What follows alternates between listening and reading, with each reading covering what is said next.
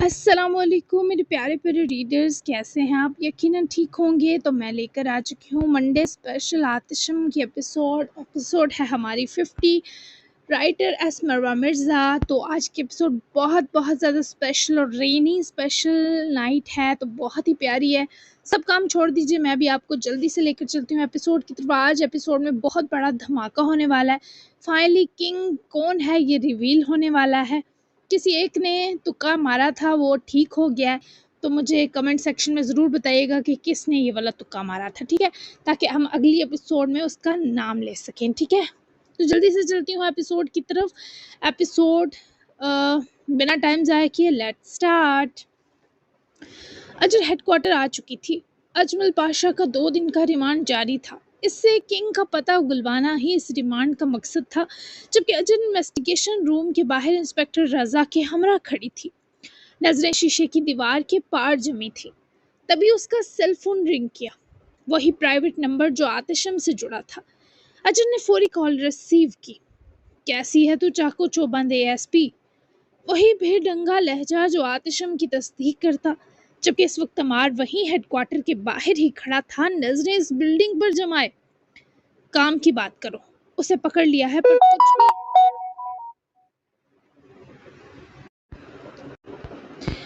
Headquarter के बाहर ही खड़ा था, नजरें इस बिल्डिंग पर जमाए। काम की बात करो, उसे पकड़ लिया है पर कुछ भी नहीं फूट रहा। इसे तुम्हारे हवाले करना है ये बासिल माहिल के, क्योंकि इसे पकड़ने में तुमने मदद की तो मुझे तुम पर थोड़ा यकीन आ गया कि तुम अच्छे हो। चलो बाजी को आगे के लिए गाइड करो। वो फोन कान से लगाए जरा बाहर मेन ऑफिस तक आई और इस जानिब मौजूद अमार ने बमुश्किल हल्क में कहकहा दबाया। उसे मेरे हवाले कर दे, पर मैं उसे यहाँ से बाकायदा आतिशम स्टाइल में लेकर जाऊंगा ताकि तेरे ओहदे और पावर पर कोई सवाल ना उठे। मंजूर है? आतिशम ने सीधा सबाव एक माहिदा करना चाहा। अजर ने कुछ देर सोचने के बाद हामी भरी। क्या वो किंग ही है जिसने अमार भाई को बेबस और मजबूर किया था? किंग ने ही बाबा के हाथ बांधे थे? अजर के सवाल पर अमार के चेहरे पर भी खिंचाव सा आया। वो सब याद करके जैसे उसका सीना आग हो गया। जबकि अजर शिद्दत से जवाब की मुंतजर थी। हाँ, अमार बस इतना ही कह सका। Deal cancel. मैं उससे अगर तुम्हें डायरेक्ट किंग का पता निकलवा दूं तो अपनी मुंह दिखाई करवाओगे? अजर ने फौरन से नई डील सामने रखी। अमार के लोग जो हेडक्वार्टर को चारों तरफ से घेर कर आतिशम के इशारे के मुंतजिर थे,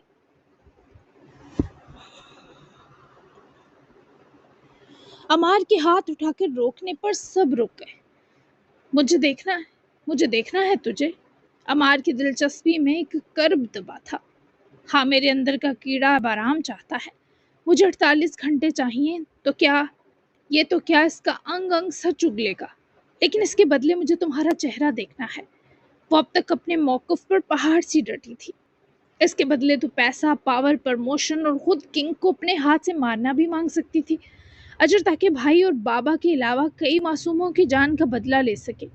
फिर बस मेरा चेहरा देखने तक तेरी मांग क्यों रही? अमार सियाल को लगा जैसे वो ना पहचान कर भी उसे पहचान चुकी है, क्योंकि पिछली मुलाकात ने अजर के बहुत से दिमागी धुंधलिके दूर किए थे। हाँ, क्योंकि मेरे कुछ शुबहात हैं और मैं नहीं जानती तुम कौन हो, पर तुम में कुछ है जो मुझे चैन लेने नहीं दे रहा। वो क्या है? शायद वही मेरा जवाब है। अजर की आवाज में जैसे दर्द उतर आया था। एक लम्हे को वो अपने लोगों की तरफ मुड़ा जो अब भी पीछे लड़ खड़े थे, और सिर्फ एक इशारा दिया और इन सब ने हथियार नीचे कर लिए। 48 घंटे तेरे, फिर मैं अपना वादा निभाऊंगा। फोन कट चुका था, लेकिन दोनों की धड़कनें अभी भी राब्ते में थी। अंदर रिमांड के टिक टिक घंटे जैसे कम होने लगे थे और बाहर एक पुरानी कहानी फिर से सांस लेने को तैयार थी। वो वापस इंटेरोगेशन रूम के बाहर आ रुकी। इसकी नजरें अजमल पाशा पर गड़ी थी, और फिर अजर ने कुछ इशारा किया, जिसके बाद अंदर मौजूद जल्लादों ने एक एक करके अजमल पाशा के हाथ के नाखून उखाड़ने शुरू किए। वो दिलहराश कूकता दर्द से बिलखने लगा, पर इस पर रहम खाने की सिर्फ एक सूरत थी, जब वो किंग को बेनकाब करता, और दूसरी जानिब किंग इस वक्त अपने अड्डे पर मौजूद था। जम्वा नाकाम और नामुराद होकर उसके सामने खड़ा था। तो फिर क्या बना जम्वा? किंग ने उसके सामने आते सवाल किया, तो जम्वा ने फिर से नदामत का इजहार करते सर गिराया। एक सवाल पूछूं किंग? रहमान सियाल और उसके बच्चों से आपको इतनी नफरत क्यों है? جموا کے سوال پر وہ بیک وقت کھڑکیوں کی جانب دیکھنے لگے۔ اچانک سے بجلی چمکنے لگی تھی، آندھی طوفان چلنے لگا۔ بادل تو شام سے ہی سیاہی میں کھلے تھے، پر موسم کی خرابی اب شدید ہو رہی تھی۔ خاموشی طویل ہو گئی۔ شیشوں کے پار بجلی چمکی، کمرہ سفید روشنی سے نہا گیا۔ پھر اچانک کنگ نے آہستگی سے اپنے ہاتھ نقاب کی طرف بڑھائے۔ آہستگی سے ہر منظر سرکا جیسے وقت خود تھم گیا ہو۔ اس کے چہرے کا نقاب اترا۔ جموا کی سانس رک گئی۔ آپ اس کے لب کپ کپائے، آنکھوں میں جیسے ریت چپ گئی۔ کنگ کی آنکھوں میں برسوں کی تلخی، سلگتی نفرت اور کسی نہ ختم ہونے والے زخم کی گہرائی تھی۔ ہاں، تبریز سیال، رحمان سیال کا چھوٹا بھائی، اس وطن کے ایماندار ہیرو کا بھائی، جسے خاندان کے ہر دروازے پر پوجا گیا، اور میں صرف ایک سایہ رہا، ناکام، نالائق، ناقابل محبت۔ بجلی ایک بار پھر چمکی، اب کی بار اتنی زور سے کہ کھڑکیوں کے شیشے لرز گئے۔ ماں کی گود میں بھی میں دوسرا تھا، بابا کے فخر میں بھی، ہر دعا میں، ہر تعلیمی رپورٹ میں، ہر محفل میں میں صرف رحمان کا چھوٹا بھائی تھا۔ کوئی نام نہیں، صرف نسبت تھی۔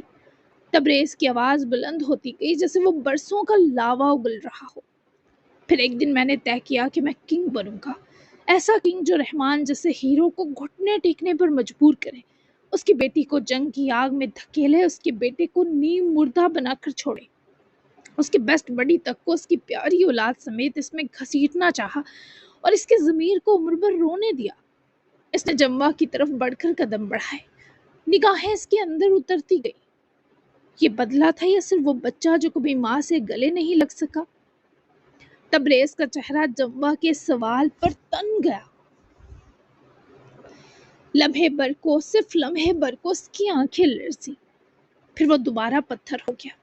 بدلہ نہیں، یہ نصیحت ہے دنیا کو کہ اگر کسی کمزور کو نظر انداز کرو گے تو ایک دن وہ تمہارے تخت کے نیچے سے زمین کھینچ لے گا۔ باہر آندھی عروج پر تھی اور اندر تاریخ کا سیاہ ترین راز آشکار ہو چکا تھا۔ کچھ ہی لمحے گزرے جب بارش برسنے لگی تھی۔ باہر تیز بارش برسنے لگی تھی۔ کھڑکی کے پاس شہر نیچے ساکت پڑا تھا، جیسے کسی خوفناک طوفان کا انتظار کر رہا ہو۔ کمرے میں موجود ایک چھوٹے سے بار سے تبریز نے سکون سے وائن کا گلاس بھرا، پھر آہستہ آہستہ جموا کی طرف مڑا جو خاموشی سے کھڑا تھا۔ چپ کیوں ہے جموا؟ جموا نے نظریں اٹھا کر اسے دیکھا۔ ایک اضطراب بھری چمک آنکھوں میں چمک اٹھی، کیونکہ جو چہرہ آج میں نے دیکھا وہ دشمن کا نہیں تھا، وہ کسی کے سگے بھائی کا تھا۔ تبریز کا ہنسی میں ڈوبا ہوا کرب سے چور کہا کمرے میں گونجا۔ بھائی، تو نے کہا بھائی؟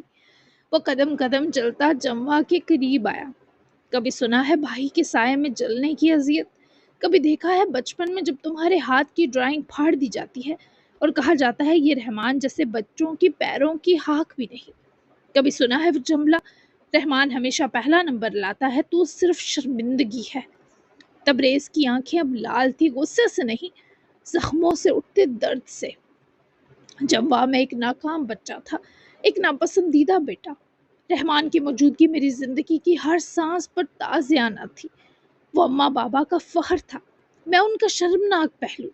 جب وہ ASP بن گیا تو میرا وجود بس ایک ناکامی کا پوسٹر رہ گیا۔ جموا اب بھی کچھ نہ بولا، مگر اس کی آنکھوں میں جیسے کوئی سوال ٹوٹا تھا۔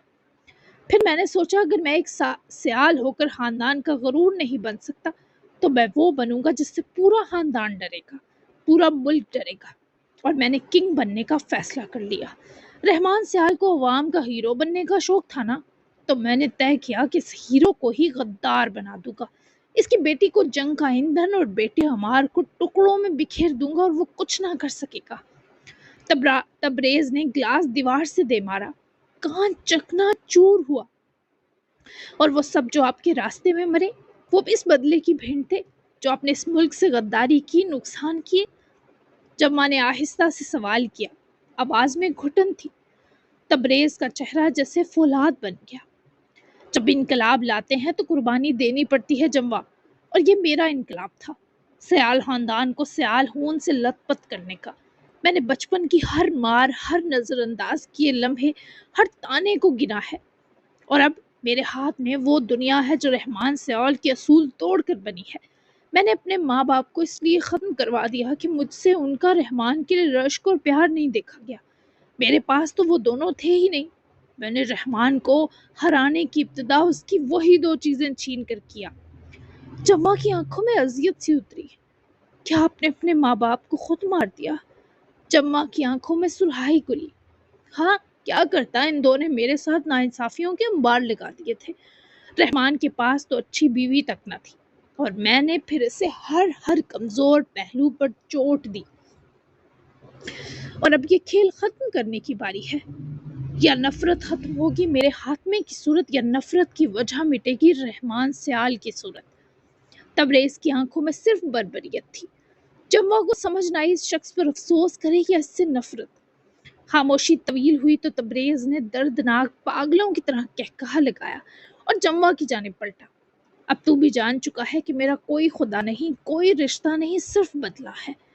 کنگ سے آج پہلی بار جمع کو خوف آیا، اور اس خوف نے اس وقت جمع کی ٹانگوں میں کپکپی اتار دی۔ جھوٹ تو نہیں بول رہے تم؟ وہ دونوں اچانک شروع ہوتی بارش کے سبب سنوکر کلب سے نکل آئے تھے۔ لگ بھگ رات کے 7 بج چکے تھے اور اتنا موسم خراب تھا کہ کڑکتی بجلی اور بارش کی شدت ہراساں کرنے کا موجب بن رہی تھی۔ میں تم سے جھوٹ نہیں بول سکتا، وہ اب پہلے جیسی اجر نہیں۔ مجھے پتا ہے مجھ سے کی گئی اس کی ناانصافیوں پر سب سے زیادہ غصہ تمہیں آتا تھا، میرے صبر پر، میری برداشت پر، لیکن وہ میرے دل میں بستی تھی۔ اور ہاں، میں نے ہر تکلیف سہی، پر اس کی تپش بھی اجر تک پہنچنے نہیں دی، کیونکہ میں اس کے اندر سے واقف تھا۔ اس کا اندر وہی ہے جو اب باہر آ چکا ہے، اور تمہیں میں سمجھا نہیں سکتا کہ وہ میرے نزدیک دنیا کی سب سے اچھی بیوی ہے۔ اور ہان نے اسے ڈرائیونگ کرنے کے بیچ دیکھا۔ اور ہان کی گاڑی وہیں تھی، کوئی ایشو آ گیا تھا تو مکینک لے گیا، جبکہ باسل اسے خود ماہیل پیلس چھوڑنے جا رہا تھا۔ جبکہ اورحان کو باسل کی بات پر آج پہلی بار یقین آیا، کیونکہ وہ بھی میرال کے اتنی زیادہ تکلیف دینے کے باوجود اس سے محبت ویسی ہی کرتا تھا۔ بھلے پھر وہ اورحان کو ماضی کا کوئی بھی وحشت بھرا لمحہ یاد دلاتی، اس کو جتنی باتیں سنا لیتی۔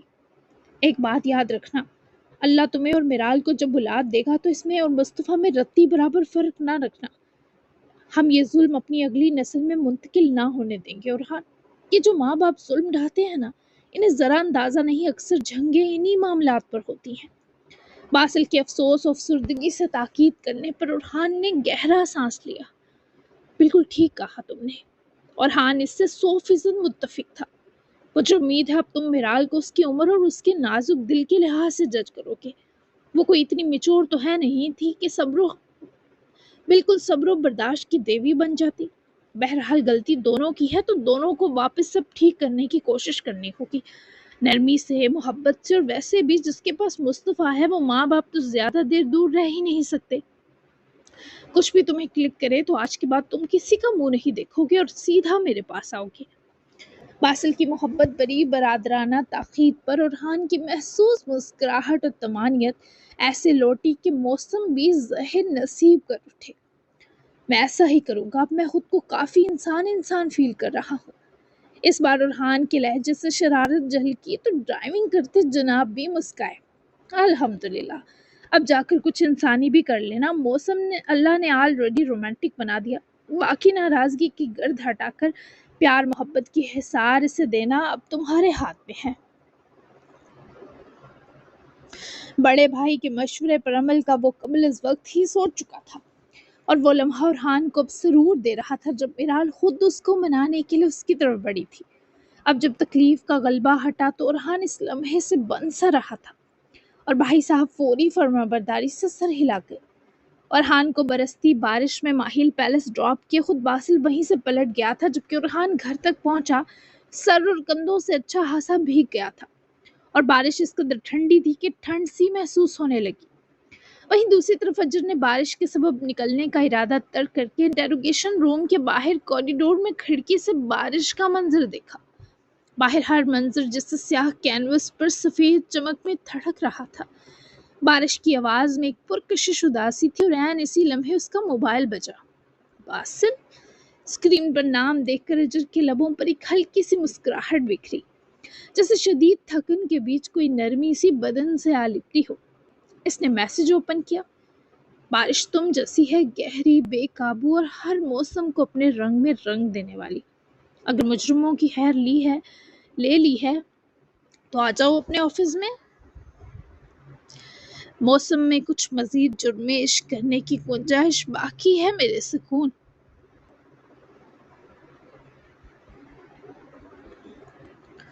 अजर बेसाख्ता हंसी, फिर अपनी गिरदली बारीक सी शॉल समेटी और खुले बाल पीछे करती अपने ऑफिस की जानिब बढ़ी। हेडक्वार्टर की फिजा खामोश थी। अक्सर स्टाफ जा चुका था और बाकी अपने अपने पहरे पर फाइज था। जैसे ही वो ऑफिस रूम की तरफ बढ़ी, एक महसूस मानूस खुशबू ने इस्तकबाल किया। वही खुशबू जो सिर्फ बासिल माहिल की आमद की गवाही देती थी। दरवाजा खोलते ही सामने वो खड़ा था, सलीके से नक्श इख्तियार, मगर थोड़े गीले बाल माथे पर बिखरे जाजिब होने में शिद्दत मिला रहे थे। जबकि स्याह जबकि स्याह शर्ट की जबकि स्याह शर्ट की आधी आस्तीनें चढ़ी हुई और इस वजह शख्स की मुस्कुराहट जैसे दिल से निकल के सीधी आंखों में उतरती हो। आ गई एसपी साहिबा। वो पुरजोश होता उसकी तरफ बढ़ा, क्योंकि कुछ लोग मौसम से फायदा उठाकर प्यार मोहब्बत की दावत दे चुके हैं। अजर ने संजीदगी से जवाब दिया, पर आंखों की चमक ने चालाकी छुपा नहीं पाई। पर आंखों की चमक ने चालाकी छुपा नहीं पर आंखों की चमक चालाकी छुपा नहीं पाई। चमक उनकी चालाकी छुपा नहीं पाई। बासिल मुस्कुराया, फिर आहिस्ता आहिस्ता उसकी जानिब आया। सुना है तुम्हारी इस आतिशम से कोई डील हुई? वैसे देखती मुस्कुराई कि ये दो मिले हुए हैं क्या, लेकिन आज ज्यादा हैरत को गालिब ना आने देती। वो बस नाजुक से मूड में थी। मैंने कहा अगर मैं अजमल से बराह रास्त किंग का सुराख निकाल लूं तो बदले में मुझे आतिशम का चेहरा देखना है। अजर ने गहरा सांस लिया और आहिस्ता से बताया, और अगर वो चेहरा तुम्हारी तवक्को से भी ज्यादा दिलकश हुआ तो? बासिल का चेहरा लम्हे भर को संजीदा हुआ, फिर इसके करीब होकर बोला। अजर ने हंसते हंसते इसके सीने पर मुक्का मारा। बासिल! वो भी जवाबन कहकहा मार कर हंसा और हाथ इसकी कमर की गिर्द लपेट लिए। बाहर बारिश शिद्दत इख्तियार कर चुकी थी और अंदर खामोशी में सिर्फ इनकी धड़कनें बोल रही थी।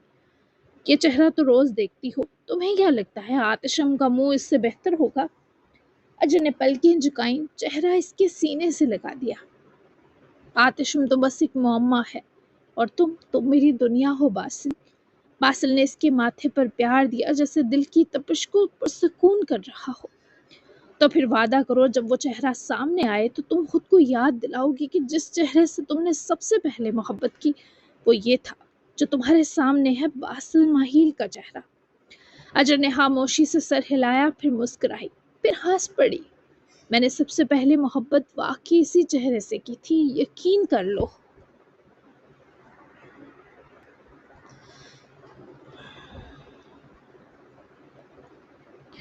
उसका चेहरा हाथों में भरे, माथा चूमती बासिल में एक रश्क को गरूर उतार चुकी थी। बाहर बारिश की ताल में जैसे दुआ गूंजने लगी थी और इस कमरे में दो आशिक, दो मुहिब्बे वतन अपने फर्ज और जज्बे के बीच प्यार के एक लम्हे में थम गए थे। पूरे माहिल पैलेस में बारिश की खुशबू और ताज़ा तली पकोड़ों की महक घुली हुई थी। लाउंज में मामा बाबा हीरा और नन्हा मुस्तफ़ा बैठे कह लगा रहे थे। ग्लास टेबल पर चाय के साथ गरम गरम पकोड़े थे। टीवी पर मौसम की खबर चल रही थी। दरवाजे की जानिब से जैसे ही उरहान का भीगा वजूद नमूदार हुआ, सबकी नजरें इस पर उठी। इतना कैसे भीग गए हो? एमन ने तशवीश से पूछा। थोड़ा सा, दरअसल गाड़ी खराब हो गई तो बासिल छोड़कर गया, लेकिन लॉन से यहाँ तक आते भीग गया। फिर सोचा अच्छे से जरा भीग लूं तो कुछ चक्कर लॉन के लगाया। वो मुस्कुराकर मुस्तफ़ा की तरफ झुका जो खुशी से बाहें फैला गया। बाबा बालिश हो ली है। और हान ने इसे बाजुओं में लिया और प्यार दिया, लेकिन जल्द उतारा क्योंकि वो भीगा हुआ था। मैं बस चेंज कर लूं फिर आता हूँ। वो सबको कहकर रूम की तरफ बढ़ा ही था कि किचन से मिराल निकलती नजर आई। वो पहले से इसके गीला होने की आहट सुन चुकी थी। इसने आहिस्ता से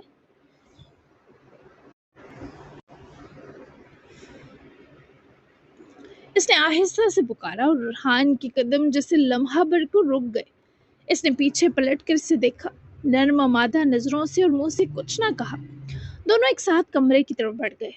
اور ہان روم میں انٹر ہوا اور آ کر اسی گیلے خلیے میں ڈریسنگ ٹیبل کے سامنے آ کر کھڑا ہوا۔ گیلی شرٹ کا پہلا بٹن کھولنے ہی والا تھا کہ میرال بھی پیچھے پیچھے اندر آئی، روم کا دروازہ بند کیا اور ہینگ ٹاول نکال کر لاتے اور ہان تک رکی۔ اکیلے ہی بھیگ لیا، بندہ صلح ہی مار لیتا ہے۔ وہ روبرو آ کر رکی، پر ارحان نے آنکھوں کی خدود تک نرمی بھرے اس کا شکوہ سنا۔ پہلے مکمل صلح ہو لے، پھر صلح بھی مار لوں گا اور ہر معاملے میں آپ کو شریک بھی کروں گا۔ ارحان نے اپنے ٹھنڈے گرم ہونٹوں کا لمس اس کے ماتھے پر رکھا تو وہ مزید ارحان کے حصار میں چلی آئی۔ اس سے پہلے وہ میرال سے ٹاول لیتا وہ ہاتھ پیچھے کر گئی۔ میں کر دوں؟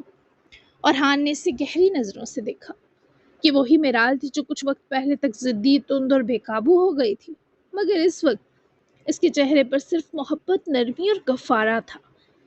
بات رومانس کی طرف نکل جائے گی، رہنے دیں۔ اس نے نرمی سے انکار کرنا چاہا۔ اور آپ اس طرف جانا نہیں چاہتے، یہ میرے لیے سوچ کا مقام ہونا چاہیے۔ میرال کا لہجہ آہستہ مگر اندر سے لرزتا ہوا تھا، اور ارحان جیسے پتھر سا کھڑا تھا۔ اس نے قدم آگے بڑھائے، اس کی شرٹ کے بٹن کھولنے لگی۔ ایک ایک کر کے میرال کے ہاتھ کانپ نہیں رہے تھے، لیکن ارحان کی سانسیں بے ترتیب ہو گئی تھی جب وہ اس کے چہرے کے قریب اداس سی سانسیں کھینچ رہی تھی۔ میرال نے اس کی شرٹ اتارتے ہی اس کے کندھوں پر ٹاول رکھا، نرمی سے پلٹ کر رکب میں رکتے رگڑا اور پھر ٹاول اس کے گلے میں ڈالتی پیچھے سے ارحان کو اپنی باہوں میں بھر گئی۔ ارحان نے اس کے گرم ہاتھوں کا لمس اپنے سرد سینے میں اترتا محسوس کیا اور پشت سے لگے دل کی دھڑکنیں جو بجھی ہوئی تھی۔ معاف کر دیں مجھے، آپ کو زخم دیے، دل توڑا اور آپ چپ رہے۔ جب آپ خاموشی سے لوٹ آئے ہیں تو میں بھی اپنے اندر کی چیخیں بند کر چکی ہوں۔ ارحان کا دل جیسے چٹک گیا۔ وہ اس کے سینے پر موجود ہتھیلیوں کو چھوتا، ایک ہاتھ پکڑ کر اسے عقب سے گھما کر سامنے لایا۔ آپ نے میری محبت پر سوال اٹھایا کہ بہت تکلیف دہ تھا، لیکن اب آپ کے یوں پیش آنے پر سب کچھ معاف کرنا چاہتا ہوں۔ میرال کے چہرے کو ہاتھوں کے درمیان لیا اور بہت نرمی سے بولا۔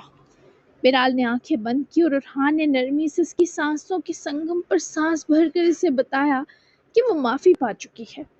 یہ سنگم اتنا طویل تھا، اتنا خاموش ہو کر بھی شور مچاتا ہوا جیسے روح بول پڑی ہو۔ کمرے کی خاموشی میں باہر بارش کی ہلکی سی رمجم اب بھی باقی تھی، اور اندر ایک دل جو تکلیف سے گزرا اور ایک دل جو اس کا مرہم بننے کو تیار تھا۔ اسے یوں ہی دھڑکتا چھوڑے شاور لینے گھسا اور وہ کتنی دیر مسکراتی رہی۔ ارحان کے رات میں پہننے والے کچھ کمفی کپڑے نکالے۔ ارحان شاور لے کر نکلا، تولیا گلے میں ڈالے، بالوں سے پانی ٹپکتا، چہرے پر تازگی، بدن پر خفیف سی گرمی کا احساس، اور آنکھوں کے سامنے کنیز کی طرح کھڑی میرال بخش جس کی مرجھائی آنکھیں واپس پھول سی کھلی تھی۔ کمرے میں ہلکی مدھم خوشبو پھیلی ہوئی تھی۔ وہ چینج کیے واپس ڈریسنگ ٹیبل کے سامنے آ رکا۔ لوز سی شرٹ اور ٹراؤزر میں شیر سا وجود اور ہونٹوں پر راضی اور رضا والے تبسم سمیت۔ پہاڑوں پر گرتی بارش نے موسم بھی اچانک ٹھنڈا کر دیا، اور چونکہ وہ بھیگ کے آیا تو کچھ دیر جسم کو حرارت ملے، تبھی وہ ایک باریک سی مردانہ شال وارڈروب سے نکال لائی۔ کب میں آئی اور باریک سی وہ شال اس نے ارحان کے کاندھوں پر ڈالے لپیٹی، اور جب روبرو آئے سے سمیٹ رہی تھی تب ارحان نے اس کی بس جھکی پلکیں اور آنکھوں کی خاموش فکر دیکھی۔ ارحان نے اس کی ٹھوڑی تھامی۔ آپ کو کیا لگتا ہے مجھے سنبھالنا بہت مشکل ہے میرال؟ میرال نے آنکھیں اٹھا کر ارحان کی آنکھوں میں جمائی، نفی میں سر ہلائے، آزردہ سا مسکرائی۔ بہت زیادہ بکھرے ہوئے تھے آپ، مجھے لگا جس نے تکلیف دی کر وہی سنبھالنے کی کوشش کرے گی تو آپ مزید بکھر جائیں گی۔ آپ کا درد، آپ کی تکلیف مجھے دیکھ کر لاڑ سے مزید پھیل جاتا۔ تبھی مجھے باسل بائی کا خیال آیا۔ پوری فیملی میں ان کی مہربانی اور دانائی مشہور ہے، تو سوچا چراغ تلے اندھیرا کیوں رہے، اس سے آپ کو بھی فیض یاب ہونا چاہیے۔ وہ اپنی عقل پر بلا کی مغرور ہوئے مسکرائی۔ وہ مجھے سنبھال سکتا ہے، کہ اس میں قوت ہے، پر اگر میں یہ چاہوں کہ اب بھی کچھ مرمت باقی ہے جو آپ کریں تو رسک لینا چاہیں گی؟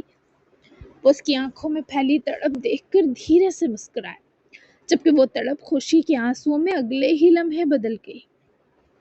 میرال کی آنکھوں میں نمی تھی، لیکن وہ پہلی بار رونے پر شرمندہ نہ تھی۔ وہ پہلی بار اپنی کمزوری کو اظہار سمجھ رہی تھی، اور ہاں نے اپنے انگوٹھے سے اس کی گال پر آیا آنسو سمیٹا۔ اس کے دیے ہر مرہم نے میرے زخم کو ڈھانپا ضرور، پر شفا آپ کے لمس سے ہی آئی ہے۔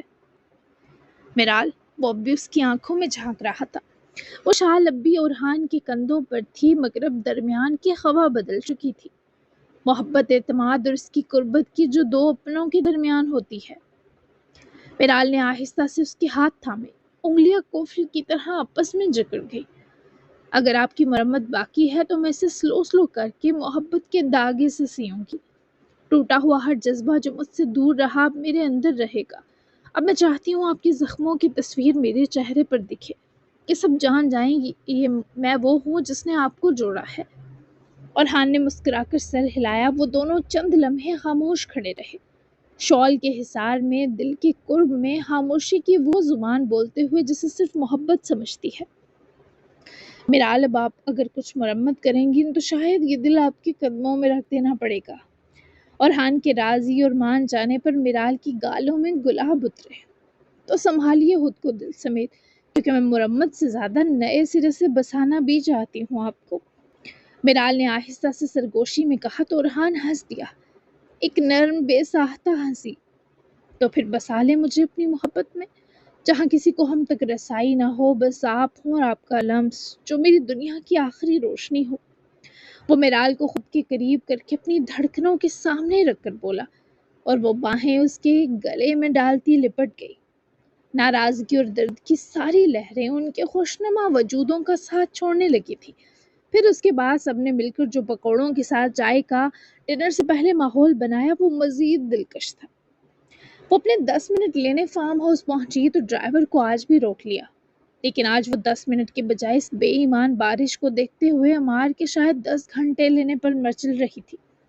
بارش اتنی تیز تھی کہ وہ بھاگ کر بچوں کی طرح فارم ہاؤس کے باغیچے میں جا گھسی۔ کتنی دیر اس برستی بارش میں ناچتے چہکتے سے ہوش نہ رہا کہ 10 منٹ تو وہ وہیں ضائع کر بیٹھی ہے، لیکن حوصلہ نہ ہارتے اور اگلے چیٹنگ کے 10 منٹ ہتھیانے اسی خلیے میں فارم ہاؤس کے اندر گھسی۔ کچن کی کھڑکی کے پار بارش کی بوندیں چھنک رہی تھی۔ امار سنگل شیف بنے لو فلیم پر پاستا بنا رہا تھا، چہرے پر وہی تھکن زدہ سی سنجیدگی، اور دماغ میں اجر سے ہوئی بات کی بازگشت۔ زخم کا درد باقی تھا، لیکن پہلے سے کم، کیونکہ وہ پین کلر انجیکشن لے چکا تھا۔ اب اس نے پاستا کے پین میں چیز گرائی ہی تھی کہ دروازے کی ہلکی سی چرچراہٹ پر پلٹا، اور جو منظر سامنے تھا اس نے جیسے اس کے خواص کو شاک ویو دے دیا۔ دروازے میں رملہ کھڑی تھی، مکمل بھیگی ہوئی، بارش سے نڈھال لباس اس کے جسم سے چپکا ہوا، بکھرے بھیگے بال، ماتھے سے چپکے کچھ شرارتی بارش کے قطرے، اور آنکھوں میں وہی ضدی سی چمک کہ بس مجھے آپ سے بات کرنی ہے۔ امار کے حلق میں پاستا اٹکنے لگا، نہیں کھاتے ہوئے نہیں، بناتے ہوئے ہی اٹک گیا۔ ایک پل کو اس کا ذہن جیسے فریز ہو گیا، پھر نہ چاہتے ہوئے بھی نظریں اس پر جمی رہ گئی۔ کیا تم؟ وہ بمشکل الفاظ جوڑ پایا۔ مجھے آپ سے اپنے 10 منٹ چاہیے، اور میں آئی بھیگ کر ہوں تاکہ آپ مجھے وقت سے پہلے بھگا نہ سکے۔ رملہ نے بچوں جیسی فخر سے ناک چڑھائی۔ امار نے دونوں ہاتھ کمر پر رکھے اسے سر سے پاؤں تک دیکھا، جسے دیکھنا منع ہے لیکن خود پر اختیار بھی کم ہو۔ بارش میں بھیگ کر تم کیا ثابت کرنا چاہتی ہو، کہ تم عقل سے فارغ ہو یا میں صبر سے؟ وہ سخت کریدتی نظروں سے اس بہکے نظارے کا جیتا جاگتا ورژن بنی بیوی کو دیکھتے بولا، دونوں۔ رملہ نے سیدھا جواب دیا اور اندر چلی آئی۔ اس کی نازک چپل فرش پر پانی ٹپکاتی چھن چھن کر رہی تھی۔ رملہ، تمہارا یہ خلیہ، تمہیں اندازہ بھی ہے کچھ کہ کیا ہو سکتا ہے اس وقت یہاں؟ امار نے رخ موڑ کر پاستا کو پین میں سپون سے ہلانا چاہا، لیکن دل کا درجہ حرارت تو اسی پل سے بوائل ہو رہا تھا۔ رملہ نے شرارتی مسکراہٹ سے اس کے پاس آ کر رخ موڑا، بس 10 منٹ شوہر جی، اگر مجھے میرا وقت تمیز اور پیار سے ملے گا تو اسی بھیگے خلیے میں کچن میں آپ کے ساتھ پاستا بناؤں گی۔ امار کا دماغ جسے ریڈ الرٹ پر تھا، رملہ باہر جا کر میرے روم سے ٹاول لے کر آ، کپڑے چینج کر، تجھے شرم نہیں آتی؟ اس وقت بخلاہٹ کا شکار بڑبڑایا کیونکہ وہ لڑکی دوپٹے سے بے نیاز تھی، دوسرا جو کرتی پہن رکھی تھی جینز کے ساتھ وہ بھی کاٹن کی تھی۔ نہیں آتی کیونکہ میں آپ کی بیوی ہوں اور آپ میرے شوہر ہو، اور شوہروں کو اپنی بیویوں کی بھیگی حالت پر پیار آنا چاہیے، نہ کہ غصہ۔ عمار نے رخ موڑ کر اس کی آنکھوں میں آنکھیں ڈالی۔ اس پر وہ واقعی سڑ چکا تھا، لیکن ایک اور وجہ سے، پیار ہی تو کمبخت آ رہا تھا۔ مجھے پیار آ رہا ہے رملہ، اتنا کہ میں اس بھیگے ہوئے معصوم اور خطرناک سے بچے کو اٹھا کر سیدھا اپنے کمرے میں لے جاؤں اور تیرے ساتھ وہ کروں کہ دوبارہ تو 10 منٹ کیا میرے نزدیک ایک سیکنڈ رکنے کا رسک نہ لے۔ وہ یہ سب اس سے کہہ نہ سکا، بس سب سے دانت نکوس لیے۔ رملہ تھوڑی دیر خاموش ہوئی، پھر اس کے پاس آئی۔ دور ہٹ، چھونا مت۔ وہ یوں بھڑکا جیسے وہ ارتھ ہوئی ننگی تار ہے اور اس لڑکی کے چھوتے ہی آگ پکڑ لے گا۔ تم چلو چینج کرو ورنہ میری برداشت چینج ہو جائے گی۔ رملہ نے شرم سے پلکیں جھکائیں مگر مسکراہٹ میں فاتح کا غرور تھا۔ چینج کروں پر کیا؟ یہاں میرے کون سا کپڑے ہیں؟ وہ جاتے جاتے معصومیت سے پلٹ کر رکی۔ میرے پہن لے کچھ دیر، ان کو ڈرائی کر لے، پر جا۔ رملہ نے ہنستی پلکیں جھپکائیں کہ وہ اتنا بڑا آدمی اس کے بھیگے حلیے سے خوف کھا رہا ہے۔ یہ موسم، یہ بارش، یہ شوہر کا بس میں نہ رہنا، یہ سب آج رملہ کی سب سے بڑی خوشیاں تھی۔ پر کوئی عمار سے پوچھتا خود پر ضبط کی مشقت۔ عمار جب دوبارہ پاستا میں چیز ڈال رہا تھا تبھی اسے رملہ کے قدموں کی چاپ سنائی دی۔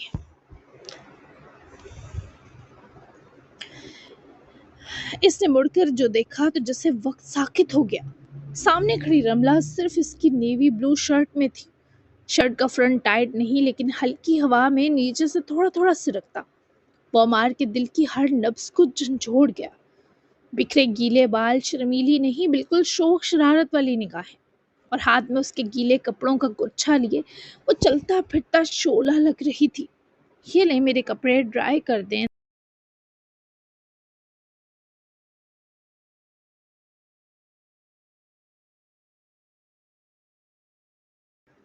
وہ بولی جیسے کچھ نہ ہو، اور عمار کی نظریں بے اختیار نیچے گئی۔ شرٹ سے جھانکتی اس کی رانیں اور پینٹ کہیں نہیں تھی۔ پینٹ؟ عمار نے پلکیں جھپکتے کاٹ کھاتے پوچھا۔ او وہ تو پہننے لگی تھی لیکن آپ کی کوئی بھی پینٹ مجھے فٹ ہی نہیں آئی۔ بیلٹ کس کے بھی باندھی پھر بھی گر رہی تھی۔ تو بس شرٹ کافی ہے نا؟ بہت لمبی ہے یہ۔ فل کوریج دے رہی ہے۔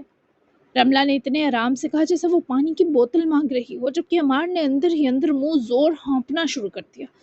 رملہ، وہ دانت پیسے سے نظریں چرا کے جواباً وہ آنکھیں پٹپٹاتی معصومیت سے بولی، تمہیں اندازہ ہے تم کس حال میں ہو؟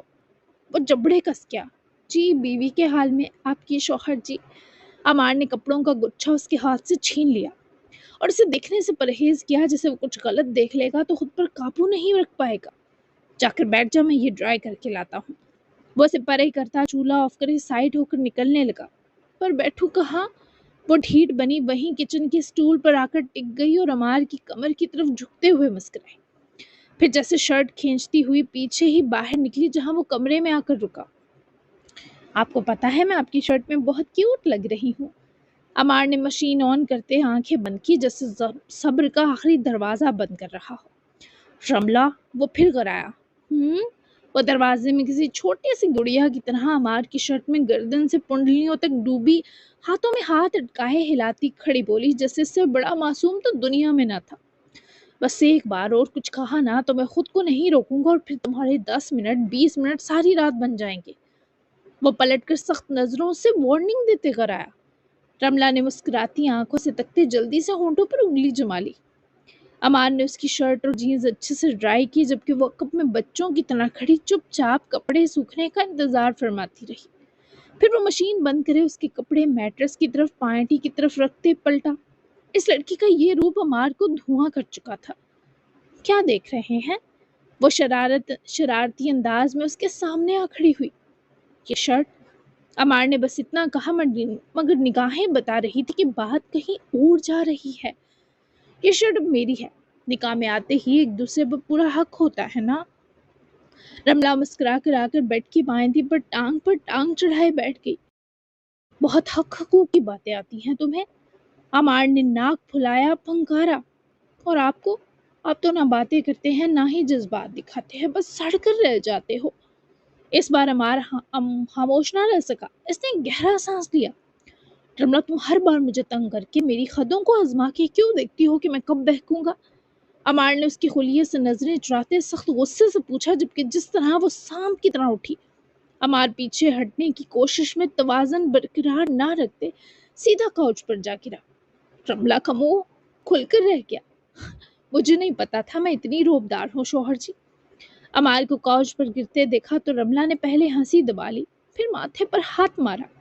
وہ زہریلا سا منہ پر ہاتھ رکھے ہنسی، جبکہ وہ جواباً کاٹ کھاتا گھورے بھی مسکین لگا۔ جان بوجھ کر بہکا رہی ہو نا؟ وہ اس کی شانوں کی جانب جھکی۔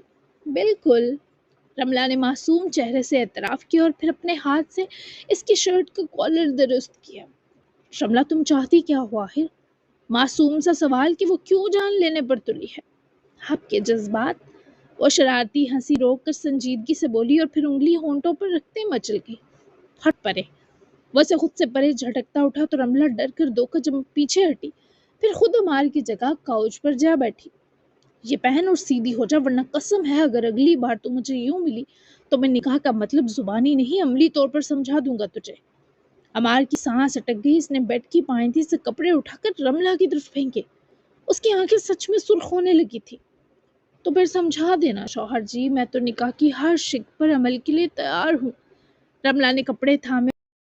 تم ایک دن میرے صبر کی انتہا پر پہنچو گی رملہ، اور جس دن میں خود پر سے قابو کھو بیٹھا نا، وہ تمہاری ہر ضد، ہر شرارت اور ہر ناز کی قیمت بن جائے گا، جسم و جاں کی حد تک۔ عمار نے صوفے پر جھک کر دونوں ہاتھ اس کے بازوؤں کے دائیں بائیں رکھے اور اس کے بہت قریب آ کر سرگوشی میں بولا۔ اس کی آواز بمشکل دبی ہوئی تھی، مگر اس کے لہجے میں جو شدت تھی، رملہ کا سارا مزاح ایک پل کو پھسل سا گیا۔